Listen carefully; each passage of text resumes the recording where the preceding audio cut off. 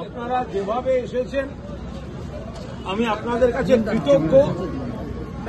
যে পরিস্থিতি থাকুক, সারা পশ্চিমবঙ্গ থেকে কাল সারা রাত আমি ঘুমোতে পারিনি। তৃণমূলের কর্মীরা, সহকর্মীরা যেভাবে আমাকে সমর্থন শুভেচ্ছা জানিয়েছেন, দেখুন আমি আপনাদের একটা বলছি, আমি তৃণমূল কংগ্রেসের সৈনিক। আমি তৃণমূল যেদিন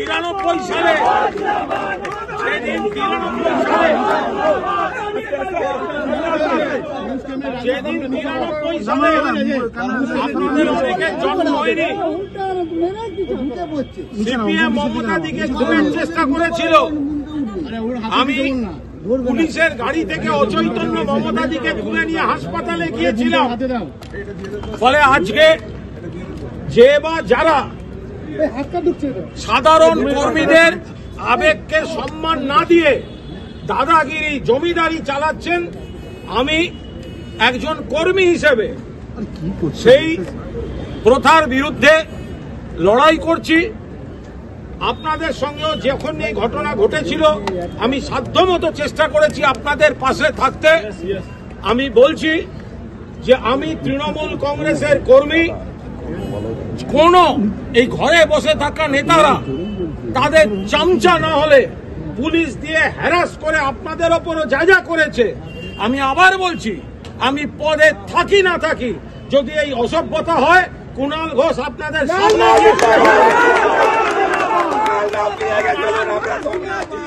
ধৈর্য রাখুন। উত্তর কলকাতার কর্মীরা, সারা বাংলার কর্মীরা সবাই মমতাদি নেত্রী, অভিষেক সেনাপতি, তৃণমূল একটা পরিবার। কিন্তু দলের উন্নতির সঙ্গে সঙ্গে সাধারণ কর্মীদের আবেগকেও গুরুত্ব দিতে হবে। শুধু হোয়াটসঅ্যাপে চামচাবাজি করলে দল করা যাবে, এইভাবে দলটা হতে পারবে না। সামনে ভোট, আমরা 42 টার্গেট করে এগোচ্ছি, 42 টার্গেট করে এগোচ্ছি। কে কি ব্যবস্থা নিল, আমি যদি আমার মন থেকে তৃণমূল কংগ্রেস করি, কেউ আমার সেই অধিকার কেড়ে নিতে পারবে না। আপনারা যে ভালোবাসা দেখিয়েছেন আমি কৃতজ্ঞ থাকলাম, আমি মনে রাখব। এবং চারপাশের আরো জেলা থেকে যারা ফোন করছেন আমি একই কথা বলেছি, এই লড়াইটা কর্মীদের অপমান করা যাবে না। পদ নয়, পথে আছি। আপনারা পরিষ্কার শুনে রেখেছেন।